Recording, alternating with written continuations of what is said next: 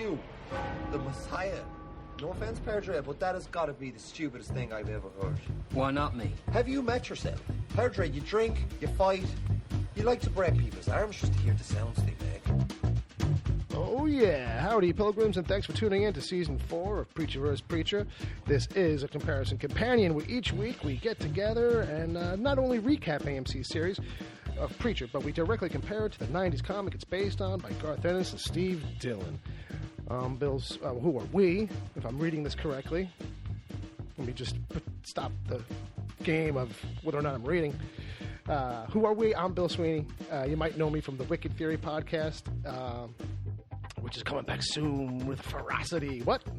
You heard it here first, folks. And then with me this week is Agent Palmer. If you've been listening to us for a while, you've heard this guy before. He's a blogger, a podcaster without a podcast, without a home of sorts. I have a bunch now. Well, that's true. There are official podcasts for you now. I am the co-host of Our Liner Notes, and I am the brand new co-host with Dan Lizette on the Podcast Digest. Dang, a lot has happened. And whatever I do behind the scenes of all of the Wicked Studio shows. Oh man. Yeah, not Wicked Studios. That might be a porn company. Fine, let's be careful. Wicked Theory Studios. This is not Wicked Video or Wicked Pictures. I believe those are all. It's funny. That's exactly companies. where you went. I was just trying to be economical. Listen, I have a dirty mind filled with dirty history, and let's scrape that out once in a while. So yeah, here we are, and welcome back, buddy. It's good to see you. Hey, I'm. To be honest, it's episode 5, and I was like, I wonder if I'm getting skipped over this season. I was about to ask you. Ed's been on twice. Yeah. Well, and he hasn't even completed reading the comics yet. He has now, I think. At the speed he was going, I think he finally, by now, he's finished book 9. In the book version of the collecteds. Yeah, so, and it'd be interesting when he tells me what he thought of this week's. Because this week's got a couple of moments where I was like, oh man, if you're a friend of Jesus. Well, you know what? It's not. I recognize those moments, mm-hmm, Bill, and that was not if you're a friend of Jesus. That was if you're a fan of organized religion, because it was so. It was so non-denominational. I know that Jesus is on the screen, and there's a preacher with a collar on the screen, and it's angels and demons. But guess what? Most of those things, those generalizations about religion and faith, were non-denominational. They go. We were high concept. We were broad stroke with it. You think? We absolutely were. I wasn't sure. how this is landed for some people. So for those who don't know. You are a Jew, as they. I am. I felt like doing a dramatic, like, dun dun dun dun. Well, it's what's funny too is there are some things that I say are broad stroke that are not part of Judaism. Sure. So, like, there have been in this season, right? There was a reference to like a church, like, and we have synagogues, but we don't have holy spaces. We can literally have a service anywhere. Fair enough. Yeah. So there are some things like that. But as far as, my favorite line, and it's literally like within the first 10 minutes, most of that's pretty much just metaphor from Jesus. That is literally the broad stroke I'm talking about. Yeah. Because I was like, well, I am a Jew, but I did take religion. Sure. So I've studied the Eastern religions. I've Islam. Like I've a lot of it is metaphor. Yeah, a lot of it is, do unto others, and then whoever wrote this stuff. Well, if you believe it's not God, it's like, well, we should give them examples of how to be good to each other. Or without getting too deep into it, I will say that I think there's two different kinds of things. There's like the metaphor stuff, but what she's actually specifically referencing is the miracle stuff. And, and then when he says like the miracles are metaphor, and I think that's the fine note. If religious types want to dissect this. You know what I mean? But we are getting ahead of ourselves a little bit. All right, fair enough. You know what I mean? I mean, there's a system here, and our exuberance has gotten us off track. It has. We'll go back. Let's start at the beginning of the episode, not the season or the series. Well, let's start at the beginning of this episode. Yes. Folks, if you're enjoying this on any level, you can find us elsewhere if you're looking for someplace else to listen, like Spotify or Stitcher or Apple Podcasts, Google Play Music. All right. You can find us on Twitter individually. I'm at Wicked Theory. This show is at Preach vs. Preach. Palmer is at Agent Palmer everywhere, really. I mean, agentpalmer.com, at Agent Palmer on Twitter, and then, just search Agent Palmer if you're looking for him on a social media service, and if you find him, it's probably him. And if it's not him, stay away. Sure, yeah. I mean, we won't entertain any false idols. But you know what? Yeah. Folks, if you enjoyed Bill's little ramble, you should rate and review this show because it's going away. Yeah. Well, and if you now's your last chance. If you want to get a zing in on Bill, give him that 1-star review or that 5-star review that says this was not that good. Yes. Whatever it is, now's your final chance to get your zings in. And Bill has been the only constant in this entire show since the very beginning. Go back and read some of those old reviews and see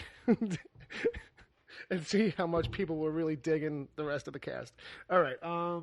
Sorry. No, fair enough. But you can send me suggestions for what to do next. Like what other upcoming shows that you might want to hear me do a specific podcast breaking it down if it's a comic book thing. I don't want to lead the audience if they have suggestions, but I have one in the back of my head. If I get two people to say the same suggestion of an upcoming show based on a comic book. Upcoming or current? Currently filming, not released yet. If I was going to set it up, I'd have to start setting it up right now. Okay. But if I can get two people that say that same show, that Palmer's probably not even sure which one exactly I mean, considering all the conversations we've had off mic. I'll be that much more close to doing it. I won't say that I'll do it for sure if two people ding me, but my mind will be blown. Go ahead. I was just thinking, the amount of comic book shows out there, right? Because I was thinking the obvious one. Okay, whatever that might be. Just The Boys. Oh, right. It's similar in origins, so to speak. But yeah, that's fair enough. So but for this episode, if anybody wants to send us an email about anything, including that stuff, pvp@wickedtheory.com. All right, and then so let's get into this a little bit. Yep. Okay.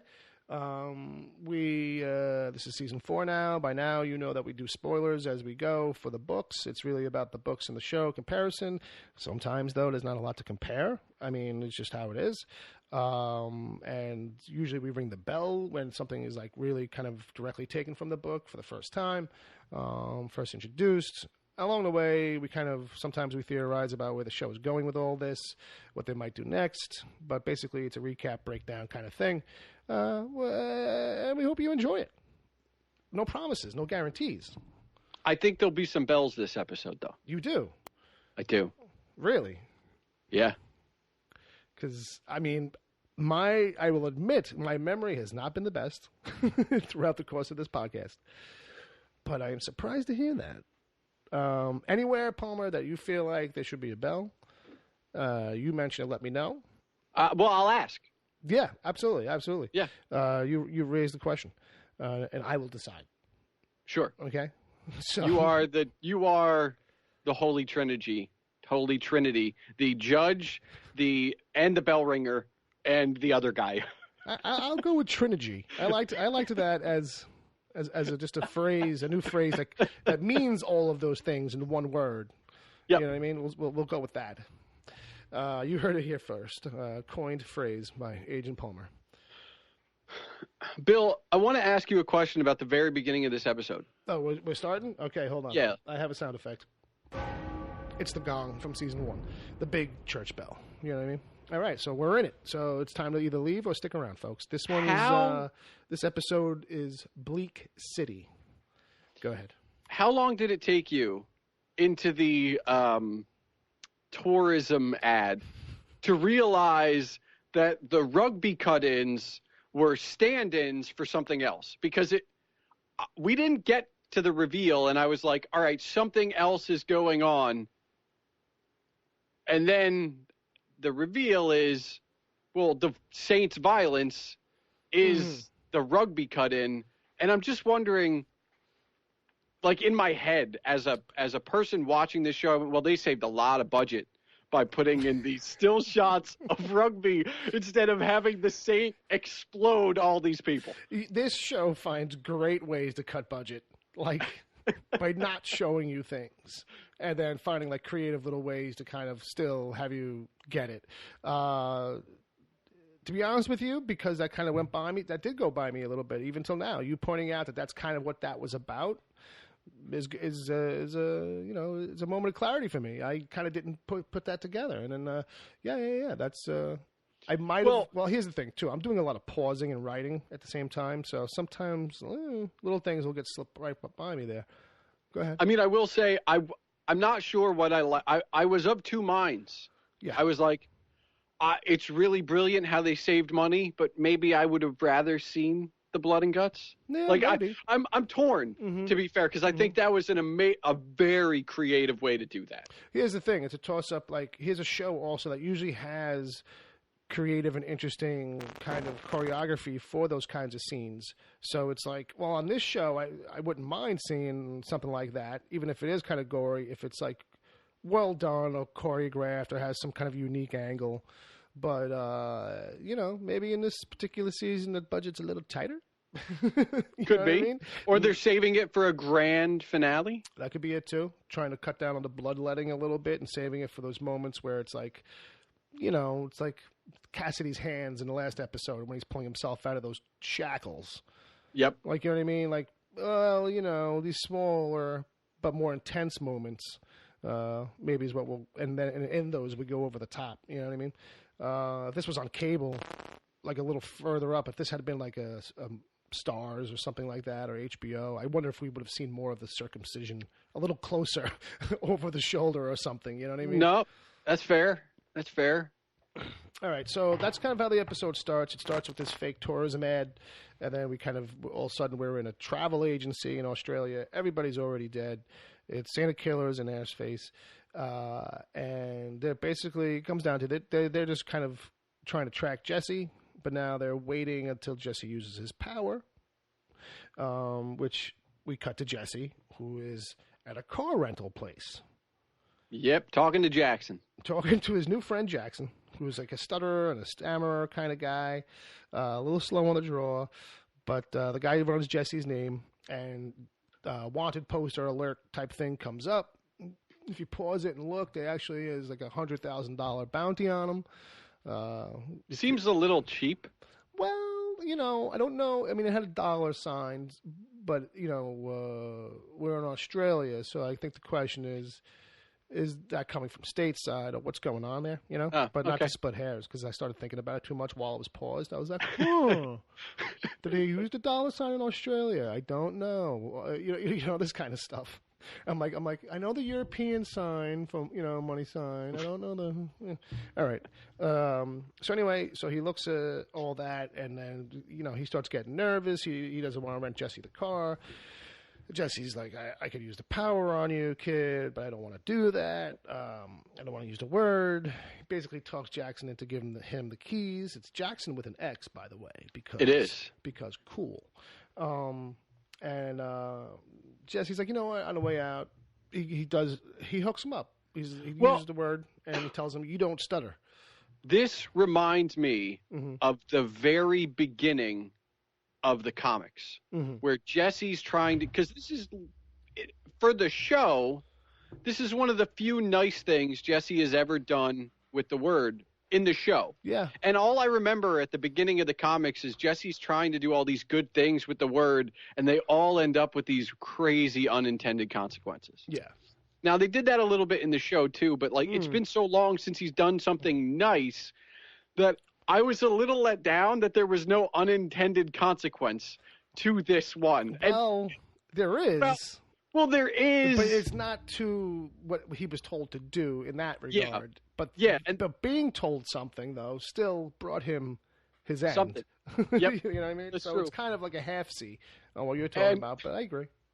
I have to tell you, because I've watched a lot of British films. And one thing British films always do when there's an American involved is a steering wheel gag.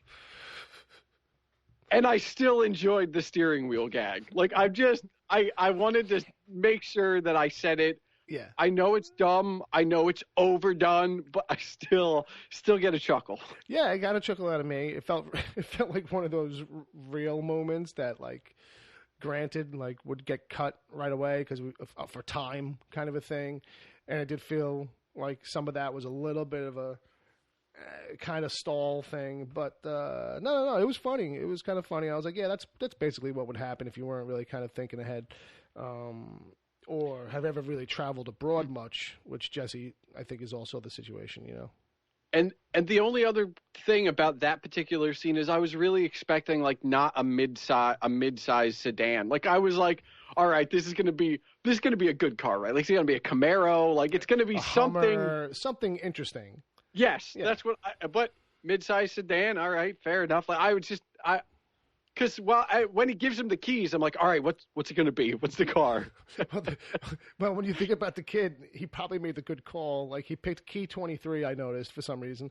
And I guess he was thinking ahead. He's like, well, if I'm going to get in trouble for this, let me not. What if this car gets in a chase? You know what I mean? All my boss is going to say is, why did you give him the Lexus? You know what I mean? So basically, because Jesse says that to him, Santa Killers hears it, and now they're on the move. Back to Jesse, who drives languidly. Well, not languidly, but they take forever to get him out of the parking garage. They go or it's a really, really, really tall parking garage. Well, it is, but they do this thing where I'm like, are we padding for time, or are we really trying to build tension? And then, like, the scene doesn't end up in a place where necessarily. Sure, like he comes to the bottom of the garage, Arseface comes out, sees him, and he's like, go! Well, hold on. So there is tension there that they built to, but it started to feel like, guys, how many flights are we going to follow him down? But I don't think that was the tension. The tension was the truck he almost ran into, because that's a recurring theme. Yeah, but that's a few minutes later, you know? No, it happens when first coming out into the alley is the first truck. Because the second one is on the empty highway, so to speak. Cross. Yes, correct. And then he looks over and he sees Arseface, and that's when it's like, I didn't think they were building to Arseface. I thought they were building to the almost getting run over. Gotcha. Like that. Yeah. So it took the edge off before we even got to the other characters.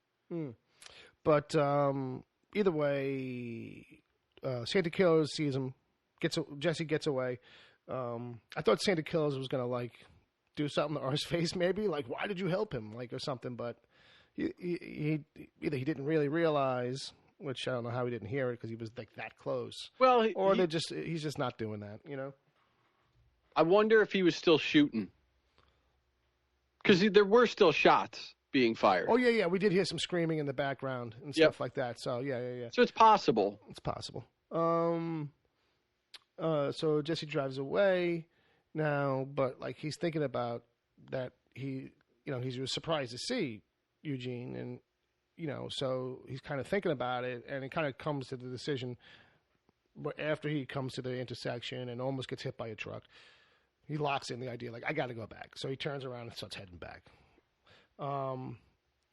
We cut to Tulip and Jesus, which. I don't know, the whole storyline makes me shake my head. But they find Cassidy, as she had said last week, at a bar drinking. He's already kind of had some adventure. His hair has dyed now. He's frosted. Yep. It works, I guess. They do a little catch up. The angel is there too. Yeah, there's a look in this scene between the angel and Jesus that is just like, if you've never, like, for those people that have not read the comics, because Jesus knows he's an angel. Sure. But, like, if you've never read the comics, maybe you don't realize that that's a knowing glance. Well, I think you pick up on the knowing, but it's hard to read anything into it with just the show. And I don't know how deep you can really read into it because of the books, because then Jesus is like the one person, him and Hitler are like the main ingredients here that are missing from the book. That's fair. What I mean? That they just either didn't use because they didn't think of it, or, if he wanted to use Jesus, he probably was just like, that might be, I could see why he might have avoided it. Let's leave it at that. Yeah. So the angel's there too. He and Jesus do exchange a look. So Tulip wants to know from Cassidy, though, did you tell Jesse that we slept together? And he's like, nah. She's like, did you tell him? And he's like, yeah. And then she punches him in the nose. We cut to we transition with this news report, Jesse being wanted, that they're all looking for him. The bounty's out. But we transition with that into Starr and inside Masada. Featherstone, because of all her screw-ups, is basically, she knows that she's going to have to pay for it, so she's ready to die. But, she wants to die at his hand. Yeah. And the phone rings, which, bad news on the phone, but lucky for her. So he hands the gun off to the new Hoover 2, Tuver. And, he's like, yeah, you do it. And then they have an exchange, which stalls it, so that he can get the info and get off the phone. And then from the phone, he finds out that Jesus has slipped out. He's not there. I'm skipping over the bit with the maid.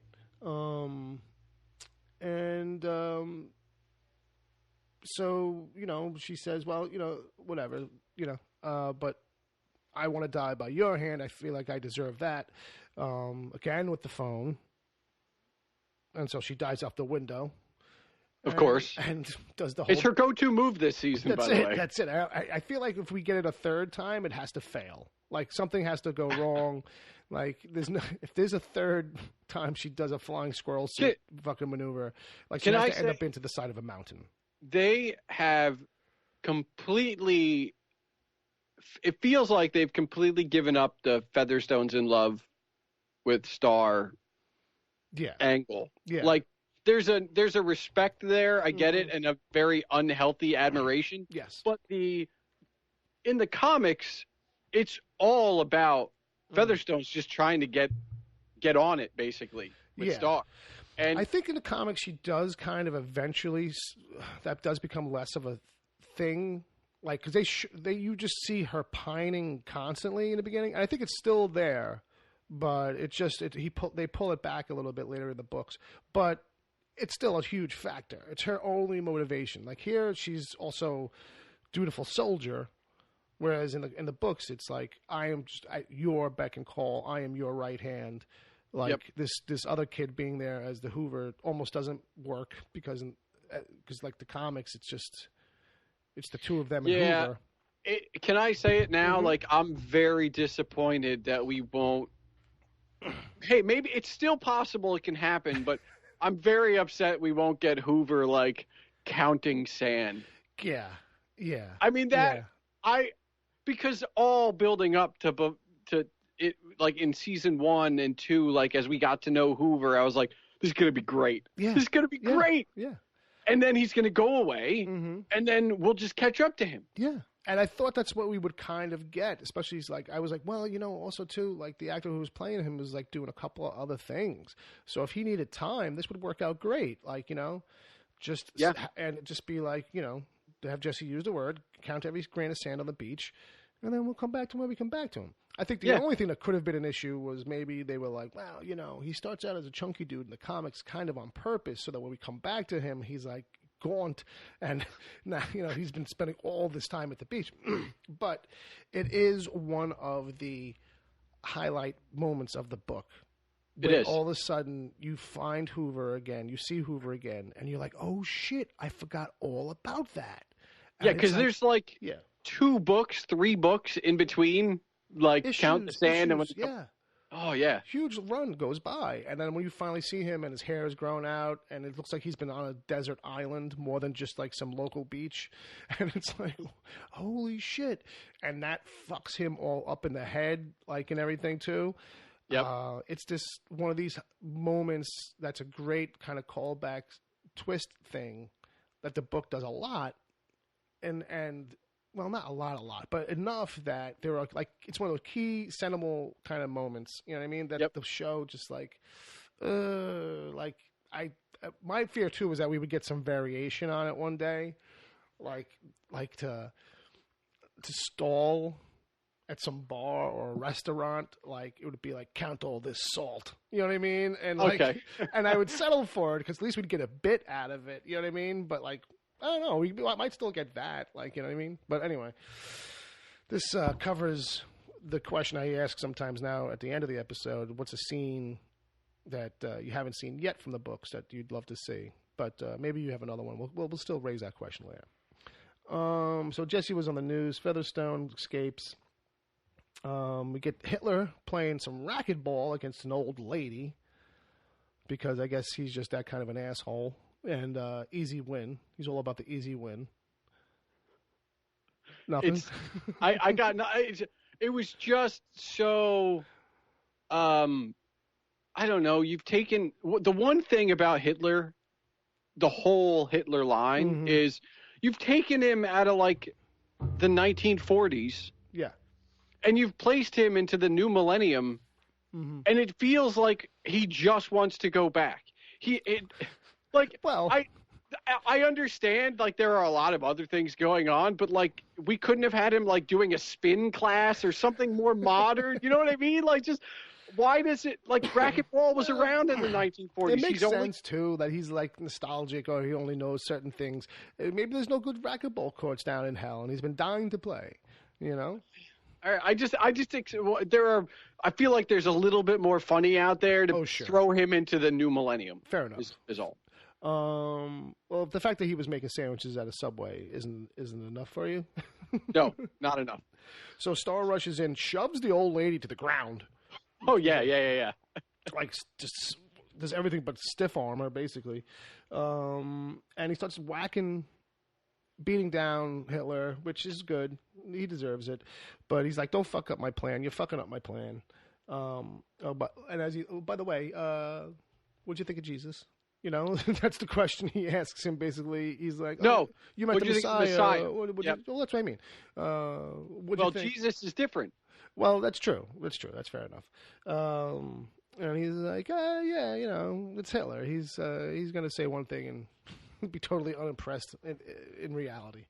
So Santa Killers and Arseface, we're back to them. Now they are at the car rental place where Jesse was. Jackson's already dead. Because I guess Santa Killers just didn't have the patience for him, with or without a stutter. So the kid got to live probably like a half an hour, maybe, thereabouts, of a stutter-free life, and was feeling pretty good about things, I bet. But he was stuck at work. I mean, you know, you can't have everything. You know what I mean? But I mean, if somebody came and cured your stutter, Bill, you'd probably just be like, I'm out. Peace. I feel like a whole new man. Like, I start strutting down like John Travolta. Yeah. Or like Cassidy at the end with some heavy metal rock music behind me. Feeling like the world. All right. So they're there, and then he kind of knows, like, well, Jesse's going to come back for you, which was the intuition on that was just a little convenient.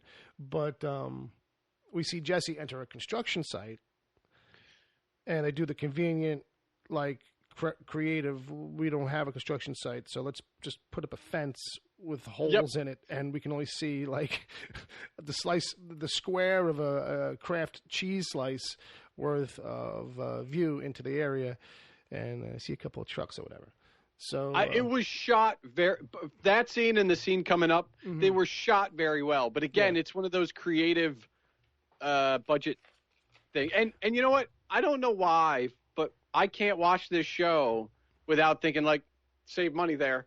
Like, it's just, for some reason, me too. And that's always a thing. Like, I started thinking about the bar this this episode, and I was like, oh, the bar is this season's set, where we just keep coming back to this bar.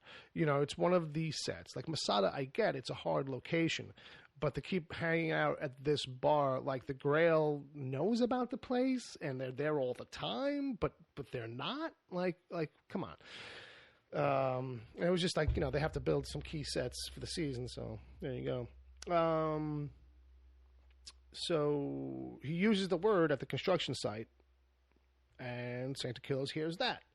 And so back to Cassidy and Tulip. Cassidy regrets, really, his last conversation with Jesse. He's talking to Tulip and kind of breaking this all down, you know, and he kind of, you know, wants to go get him or go find him or whatever, you know, in Australia and help him. And he's like, you're down, right? And she's like, not really. At this point, she'd rather hit the road, is what her new thing, and hang out with the handsome, lonely Jesus, which is, you know, Handsome, Lonely Jesus is at least a song, I guess, title, or a band or an album, right? And they're going to Sin City because, like you do, like if you were going to hang out with, I mean, where else? Well, if you want to put a positive spin on it, it's where a lot of sinners are, and if he wants to be helpful to those types, you know, and really, it's like the Mecca. It's like the Mecca of evil and debauchery, basically. So, if you're gonna go anywhere, it's, you know, to kind of spread the word and convert some people. It's funny too because I go back to when you talked to Steph about moving the car, and all I kept thinking is they can't drive to Vegas. Like I knew they were never going to get there because it's just like, you can't drive there, Tulip. Like, I don't understand what the big deal is. Like, why? What about like Monaco? Because there's casinos, and that's at least, you know, in the same. Yeah. What?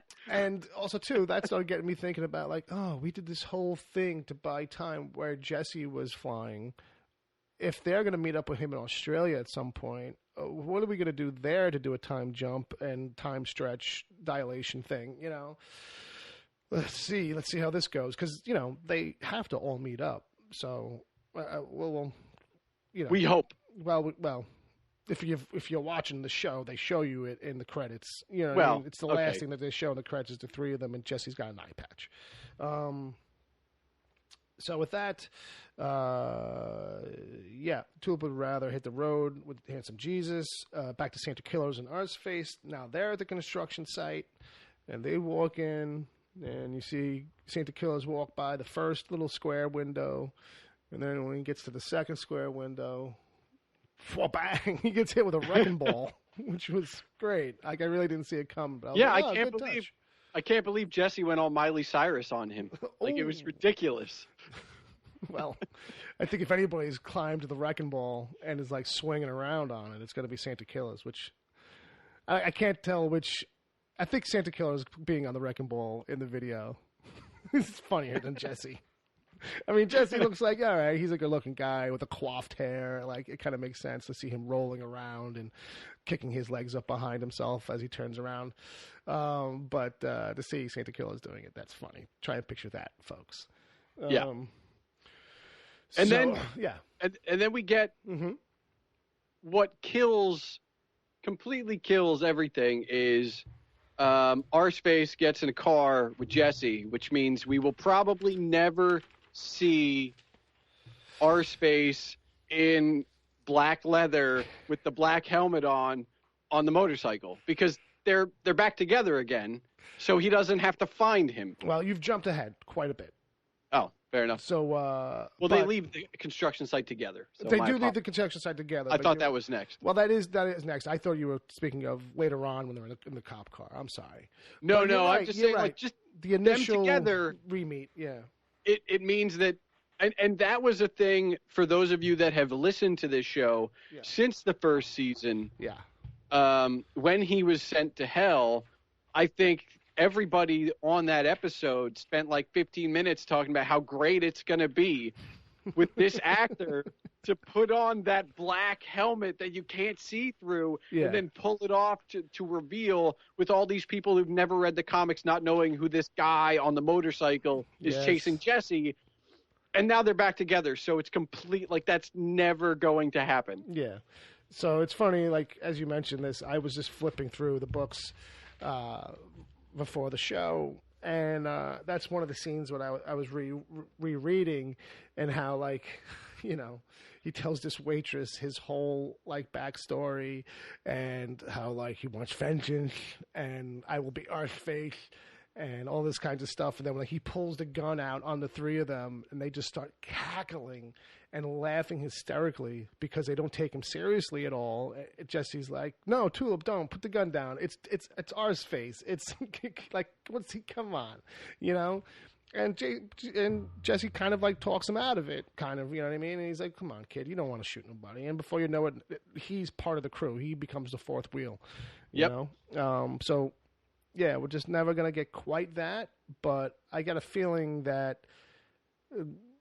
we're still going to, him and Jesse are going to be connected at the hip kind of moving forward. I think that, like, that will become the, like, well, actually, no, right, because how this episode actually ends in the last scene. Yeah, there's a turn there. We'll get to it. Okay, so let me go back to where we are. Tulip is fixing the car. Because that car can float. But Jesus is, you know, she's like, "Are you sure you want to go?" Jesus is like, "You know, yeah. I'll walk the earth, you know, meet people. You know, is Cassidy going to join us?" And she's like, "I don't know. I think he's thinking about it."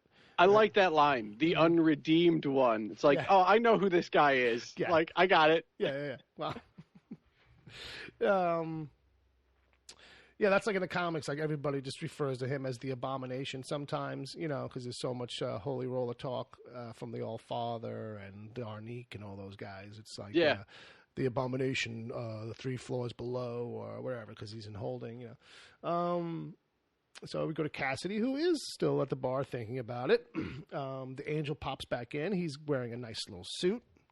We talk about love and this kind of stuff. Cassidy's talking about, you know, he should just give in, really, and, you know, kind of go after Tulip. But, you know, Cass is trying to do the right thing because it's his mate's girlfriend. It's his buddy's girlfriend, and he knows he's wrong, and he's like, he shouldn't be, like, after it. He's trying to, you know, stamp all those feelings down. And the angel's kind of like, yeah, well, you know, on Forbidden Love. Forbidden Love, correct. Thank you. Yeah, Forbidden Love's a pretty tasty meal. Yeah. And this is where I think you get the one bell, because we actually get to see an angel and a demon, like, dancing, which... Okay, I'll give it to you. You know. It's we know more of the backstory of Genesis and the angel and the demon, you know, in the book, but like this is probably as close as we're ever going to get to that. And that big reveal after the dance of, like, and the way that they did it with the reveal of, like, the tail and the wings coming out at the same time. Yeah. Superbly well done. Yeah, it was a nice touch, and I feel like it will be interesting to see if they continue to play into things as characters, because we kind of leave them off here in this episode. Did you enjoy the, like, flashback to, what was it, to the hotel when the angels when Cassidy kept killing the angel? Like, did you enjoy the fact that, like, the angel and the demon are just, they had their lovely dance, and now they're just going to kill each other, and, like, white flash, they're coming back. It's just, you know, death match. No, yeah. I mean, I like that it was consistent. You know what I mean? That, you know, that's the whole you've kind of created, so you have to kind of keep doing that, like, you know, and why not have fun with it? Sure. You know, I think the thing is that, like, you know, is it a thing where are this angel and demon, you know, is the show going to have them be the parents of Genesis? It feels like that's the direction we're going. Yeah, and, like, it's just all but said. Like, it hasn't been said. Like, I think, like, it might have been, too, that angel didn't know Genesis was still alive. Well, here's my question. I'm not sure. but I feel like he might have been in the dark on that. So I wouldn't be surprised if it hasn't come up because he doesn't know. Well, that's fair. But how many forbidden love, angel, and demon relationships do you think there are, Bill? Well, in the book, it's like, it's incredibly, controversial because it's the one and only time, but on this show, like, maybe this is part of the reason why they're always at war. You know what I mean? Because the angels and the demons want to bang, and God and Satan are like trying to keep them apart. Like, no, guys, you're supposed to fight. Like, there's a system here. You guys keep trying to bang. Cut it out. I didn't realize you guys won't be so horny. Jesus. Serve your purpose here, guys. So back to the episode. So they do, Cassie's trying to do the right thing. The angel's girlfriend arrived. They dance to some Queen. They do. For longer than I needed. Just because can't stand Queen after hearing so much of it in my lifetime. I'm kind of burnt out on it, but that's me. Maybe other people really enjoyed it. I would have preferred a different song, but that's me. I'm not saying Queen is trash. I'm not, really not. I dug it for many years. I get it. I love it to a degree, but I can't sit through it anymore. I'm just burnt. I'm sorry. Hot take. I mean, at least it was a deep cut. Yeah. Oh, yeah. Like, that's the only reason why I kind of was into it. Like, it was like, I haven't heard this one in like forever. And I have to say forever every time now, like Tarantino says it in Reservoir Dogs. Since forever. Anyway. So they, they do their little dancey dance. We see the wings and the tail. Jesse and Arseface now, they are stealing a car. They have a bit of a little talk, Jesse's guilt, basically, and he asks for forgiveness. And Arseface kind of just says thanks, doesn't really give him full absolution in any way. Jesse's trying to hotwire the car, sets off the alarm, and which they have to run. It's great that he's like, I've seen Tulip do this a million times.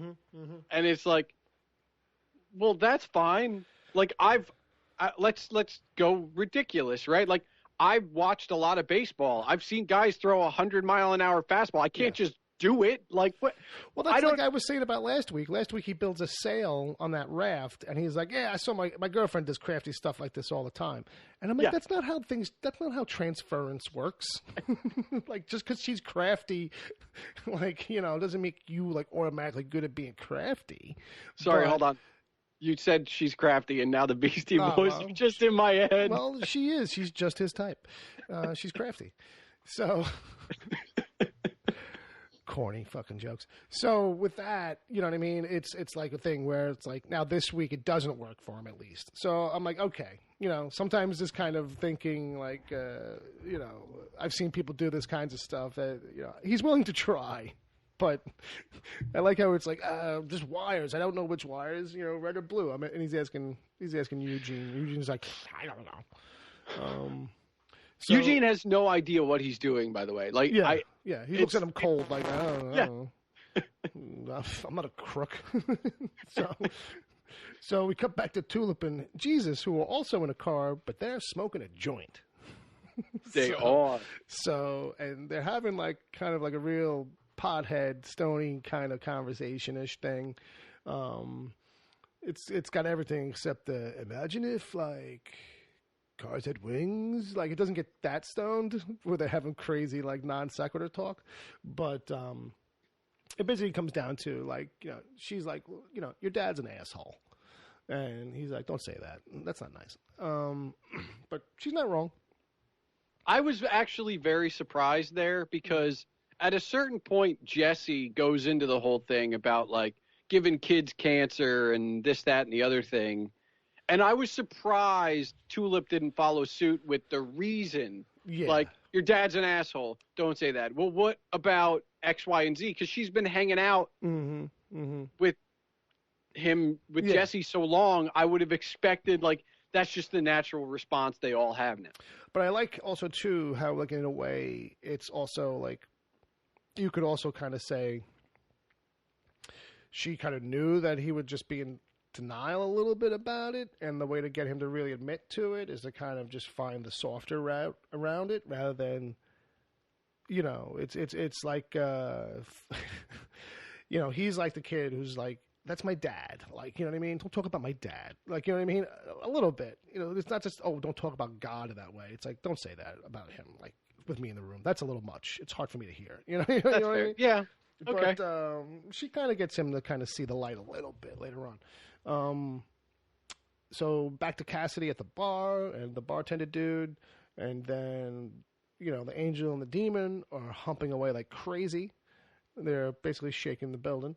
I think they're going to break my bedroom. Right. Cassidy and basically has come to like this point now where he's like, I get to decide my own path, and whether or not I'm a hero, like Han Solo, and like Han Solo, absolutely, just like Han Solo. His buddy Luke is having a problem, and we're gonna, and I'll. This gold be damned, I'm going to help him take out the Death Star. So I can't be the only one who, when he's talking about that and he's talking about free will, I was like, well, where's the Rush? Like, in my head, I started hearing Rush. Well, there's a Rush song that's related? There's a Rush song about free will. Well, Rush is right in that same category for me with Queen right now, because I hear way too much of that at work. So let's just not have any Rush, if that's okay with you. Okay, that's fine. I mean, they didn't, but... I'm not in control of that show, but I'm in control of this show, and I'm going to say no Rush. Okay, fine. All right, so anyway, Han Solo and the bartender anyway. But they have a good moment. And we basically move over back to Tulip and Jesus. They're hitting the road, and it's like a cool little montage-y scene, and it's like, yeah, hitting the road, all right, cool angles, cool shots and stuff, and then like, boom, this is boring. They were like kind of done already. The absolute best dream thought bubble sequence is Jesus and Tulip robbing the bank.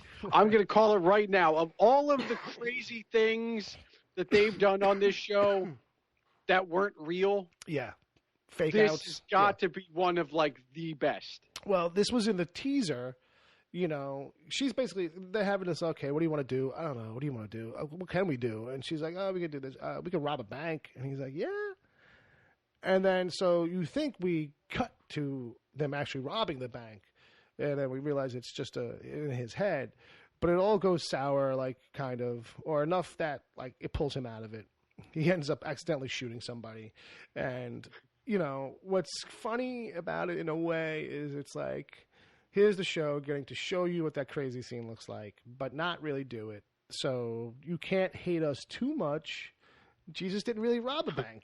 Like, we kind of saw him try it, and it didn't work, so, and that's the kind of fun they're having with Jesus a little bit, where like, he's not like, how much is he really kind of going against like classic, here's what we think of Jesus and how Jesus would behave and stuff. They're not, because when we watched the trailer for last week, it was like, oh shit, what are they going to do? Turn this guy into? If this guy runs with them, is that what it's going to be about? It's going to be about how they corrupt him. Like, is that where this show is going to go?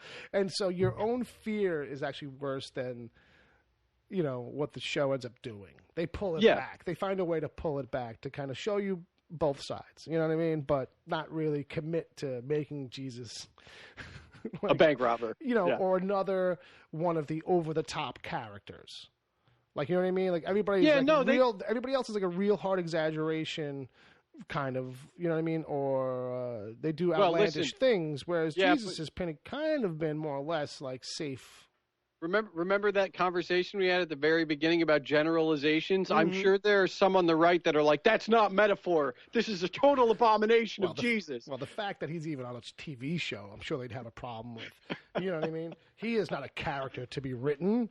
Well, take it easy there. You sound like, let's not get into it. Okay. It's about to get into some religious shit. All right. So like Han Solo, so Jesus has the scenario in his head. We cut back from that. She's like, or, you can be the lookout, and he's like, well, she's like, but we ain't going back. Immediately, next shot is the car heading back, Yep. So it's a funny little beat on that. Cassidy and the Angel. Cassidy's, the Angel comes back out of the back room all disheveled, and Cassidy's like, no, you know what? I've been thinking about it. I think I agree with you now. And the Angel's like, well, whatever. Love ain't all that. Because he pulls out a sword. Yeah. And he hurls it into his girl's head. Why? Well, she's a demon. She's still a demon. And that's, if we're not fucking, we're fighting, I guess, is what he comes down to.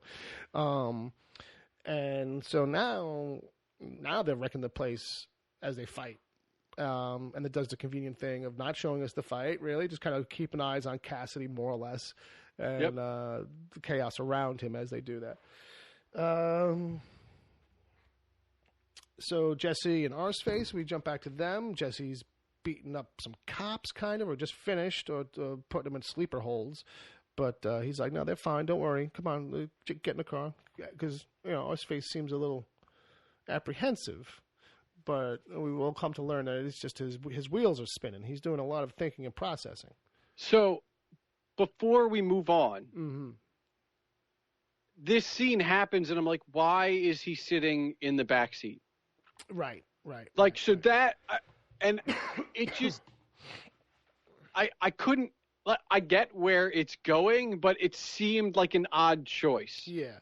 Well, at the moment. I like the setup on it. Like you kind of don't process it right away because it's like they're in this alley and Jesse just opens both doors on that side of the car. So I did think he's going to get in the back. You know what I mean? I guess at some point he'll get in the front or whatever. And I pictured like the interior of a stateside cop car where it's got the partition and shit or something, like, you know what I mean? This ends up being different. But yeah, it kind of crossed my mind, but not in that way. Like, usually my antennas are up, too, on stuff like that. But, yeah, like, in my head, it was just like, it was a tight spot, and so that's why he opened up those doors. But for me, like, going through this scene, I didn't think what was coming was coming. I thought Eugene was, like, processing, like, oh, this guy really is a bad guy. Like, he'll even fuck up cops. You know what I mean? Like, I thought that might have been the mental process, right? Like, because Eugene was kind of distracted and his wheels were going. Oh, see, I went the other way. I thought he was like, well, I've been with the Saint who has just done nothing but chase Jesse, and now I've jumped sides.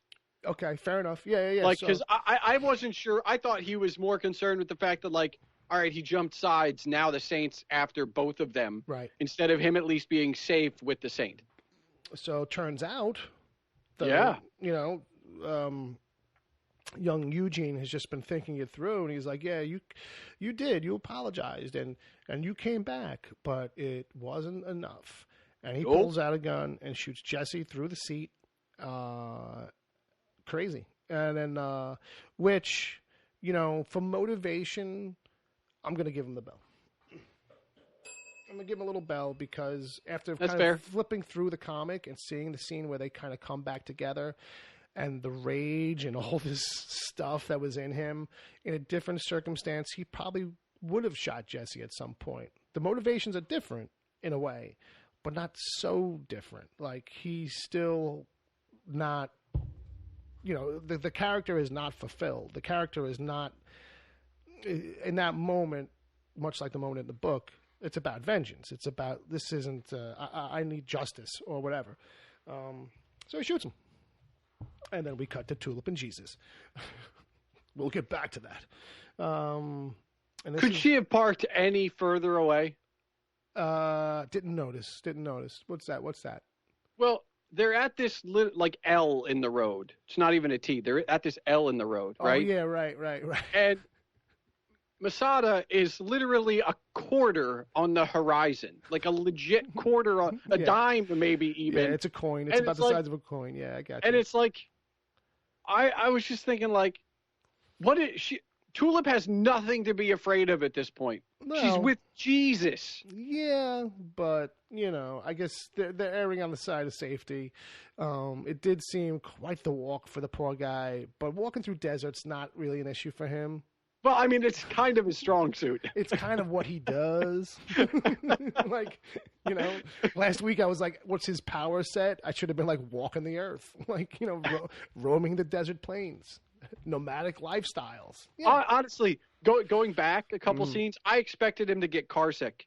Yeah, that's funny. Yeah. I've never been in one, and should have had his head out the window like a dog. And maybe she's like driving like crazy, and he's right, just used to going a certain speed. Mm-hmm. All right. Mm-hmm. But they have their talk. Yeah, and they kind of come to their own little agreement and realization that he's not what she expected, really. And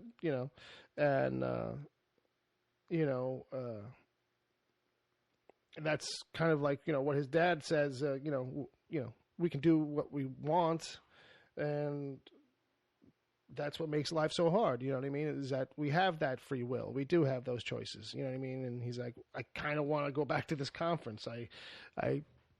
This is in 2,000 years, they haven't asked me for much, he says. It's the least I can do is have a sit down, and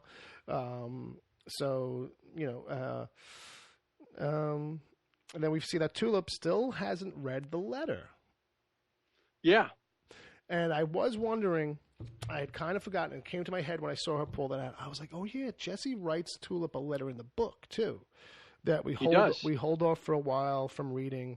And then eventually, you get this, it's like a full page out of the book of this handwritten letter from him to her. And, I didn't flip around to it. I'm going to, because we still didn't see it this week, the TV show version.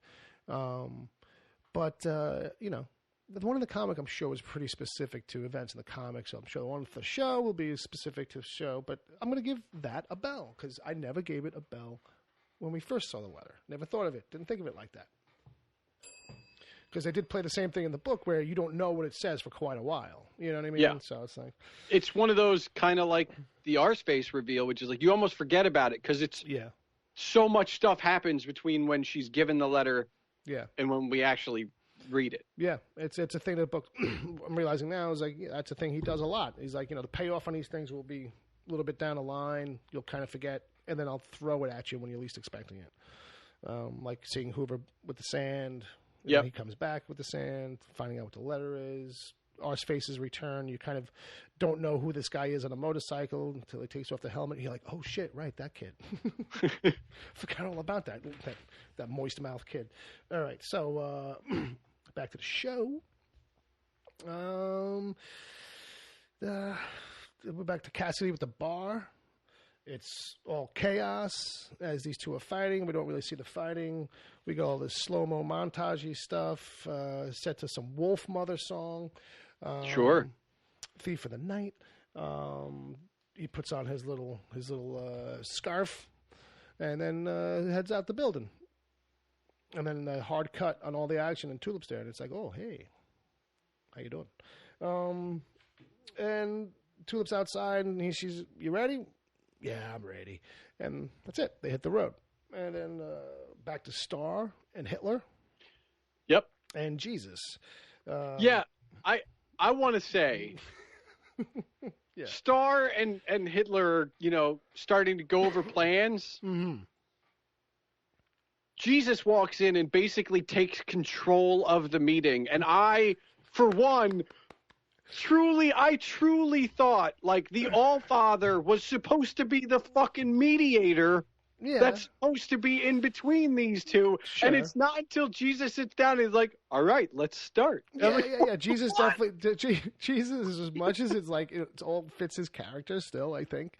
It's like a power play. It's right? I'm not going to shake your hand, but as the Redeemer, I'll hug you. You know what I mean? So, I won't embrace your hand and support you in your person and your actions. Yeah. But the love is always there. So I will hug you. It was an interesting way to kind of show the fine line of how Jesus would handle that moment, you know?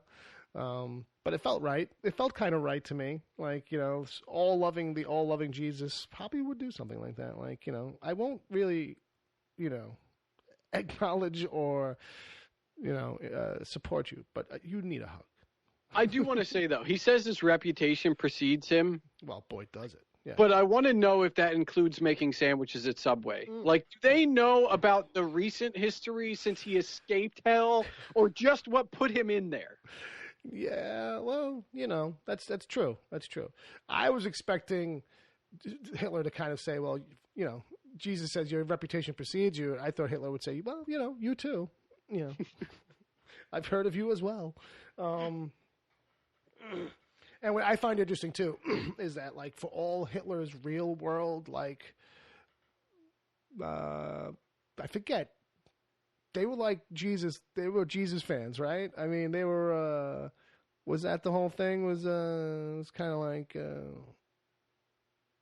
Jesus was still, like, someone that they believed in, and that was his thing. They were I think they were, like, just caricatures of the religious right. Well, no. I wasn't sure if... Well, anyway, I was going to say, I would expect Hitler to have a little bit more appreciation for him on paper, but then, like, you know, kind of be real scummy to the whole idea behind his back, of course. So anyway, they hug, they sit down for the meeting, they open their books, let's get started. Yep. We cut away. Hitler and Cassidy hitting the road, basically, real quick. Just a little kind of reminder of where they're at.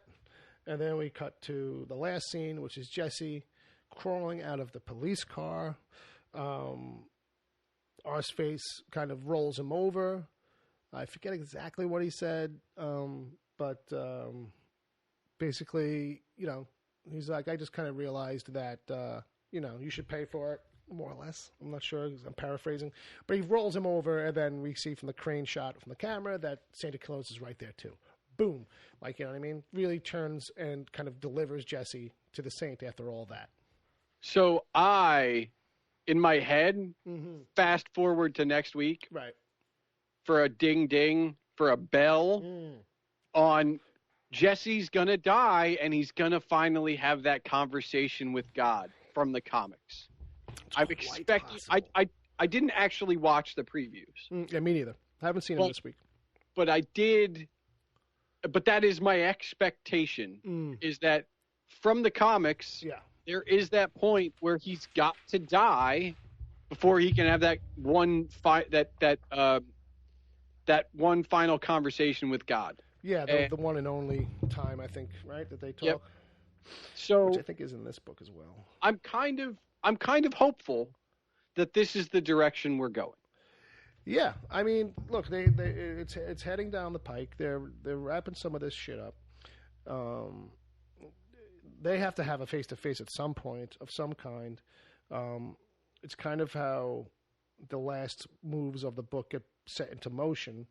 And you don't really know exactly what the plan is, too, in that stuff. It must have been a different book.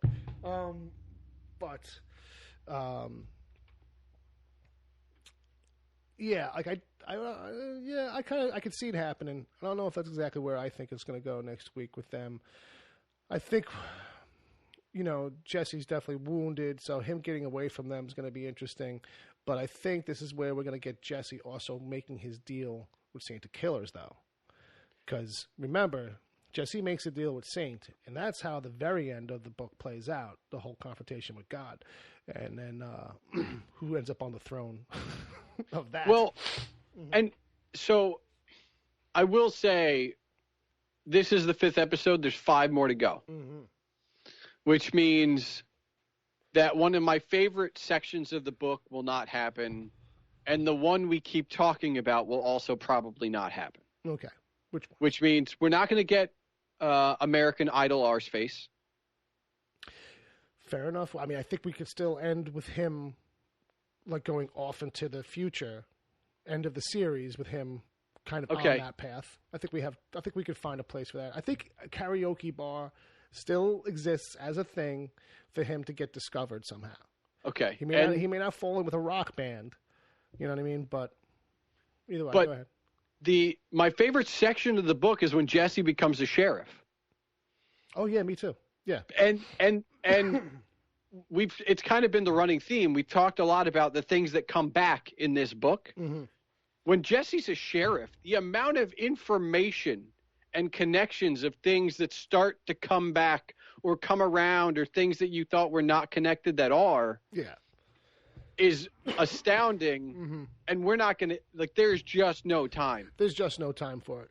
And look, there is, like I was saying at the beginning of the season, like there's ways to kind of, jump and squeeze time and do these things. But now at 5 episodes in, the window is getting smaller for that. And to really establish, like, his mother, like, you know what I mean? Like, that stuff, like, there's no time. Like, maybe you could find a way to insert that, but you'd have to do it real soon. And, like, it's almost like the show pretty much, like, killed her on camera. So they wouldn't have to worry about that. Unless, like, here's a crazy idea that probably got thrown around the writer's room. Maybe they don't do it. But his mother, if she's dead, she's in heaven or hell, Hitler or God has access to her. They could try to use her for leverage or something like that. She could still come into play in that aspect if she really is dead. But, and it also, go ahead. See, you go there, and I just immediately go back to, I completely forgot. This is also where Arseface gets his happily ever after, is in that section of the book. Yeah. Is in that part of the book where he meets the girl, right? I think. Yep. He falls in love. But, right. So the question of, will we ever see Arseface get his record deal? The window's getting a little slim for that if we want to build it up. But if we want to just have it be a thing for a send-off, like, I could imagine him like America's Got Talent, and the storyline is it just like, even though like everyone knows he can't do it, we love him. He gets all the votes because it's like, oh, your story. Like, it would be great if we saw him on stage and they were like, well, what's your story? What brings you here? And he's like, well, there was a preacher who blew up my town. And then, is that why your face looks like that? No, that's a whole other sad story. We don't got time for that. Like, if one of these episodes started with the montage of like the package, like the behind the scenes stuff, and it's like the voiceover, that whole thing, it's just a small kid from a small town whose life went upside down, like, you know what I mean, and all those kinds of stuff. And he'd be a viral sensation. Man, I wonder what they would have him sing. I want it to be something like fucking some Celine Dion or fucking some Sia song, from the chandelier. All right. But other than that, yeah, go ahead. I was gonna say, on that note, like, if anybody wants to write in, yes, with what if Arseface got on stage with a band behind him, what would you want him to sing? Right. In the book, he ends up singing like some Nirvana and some what was modern rock at the time. What do you think is a current kind of, doesn't have to be super current, but what is a more modernized kind of spin on that? Write in, where do you think the show's going to end? You know what? As we close into the end, here's something for people who are listening, and if you're still listening and enjoying this, write in where you think this thing's going to go, how they're going to wrap up. Because we know it's not going to be exactly like the book. Will Jesse ride up on a horse? I think it's possible. I think that part's possible. The whole riding up on the horse in traffic and pulling her out of the car. I still think some of that's possible. Where will Cassidy end up? Is this a show where the three of them are going to kind of ride off into the sunset with, like, together as a group? Like, I don't know. Whatever you think, folks. I just want to hear your theories and ideas. Yeah. How about that? So send those to pvp@wickedtheory.com. Because why not? Yeah. That sounds fair, right? I love it. Any other last thoughts? Any other theories or anything else to take us out with? No, not really. I'm starting to get a sense of where the show is going only by crossing off all the things in the book that aren't happening. Like, it's now, it's like we started this season and there were, like, let's say 20 book items And as we're now officially halfway through this season, I've crossed off so many things. Like, there's only so many things left from the book that we can do. Yeah. I mean, they telegraphed some of it. I mean, Jesse's going to fall out of a plane. He's going to lose his eye. And I feel like for the amount of stuff that happens after that, like, I don't know how much they're going to want to bring forward, but is that going to tie into the finale? Is that why we saw it so soon and we haven't seen it yet? Is that how we're going to wrap up with the nuke and all this kinds of things? It feels like we're going to end up with that kind of crazy standoff in the desert between Saint and Masada, maybe? No. They're all in Australia now. Right. Yeah. Okay, fair enough. Yeah, that's probably. And it's possible that fall is next week, because it's after his conversation with God. He would only survive a fall like that after a conversation with God. So, but we're literally now on the downside. 5 episodes down. Yeah. 5 to go. It's all wrap up from here, kind of, in a way. Pretty much. All right. So with that, let's warm up the music bed and stall a little bit. Folks, thanks for listening. You can find Agent Palmer at agentpalmer.com and on the Twitters, again, as Agent Palmer. This show, Preach vs. Preach, Preach vs. Preach. Support your local podcast, I guess is what I'm saying. Give us ratings and reviews, stuff like that's nice. And send us those emails. We want to hear what you're thinking. We want to hear where you think this is all going.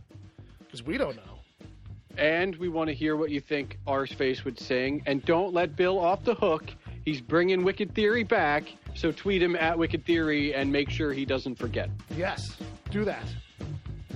Support your local podcast.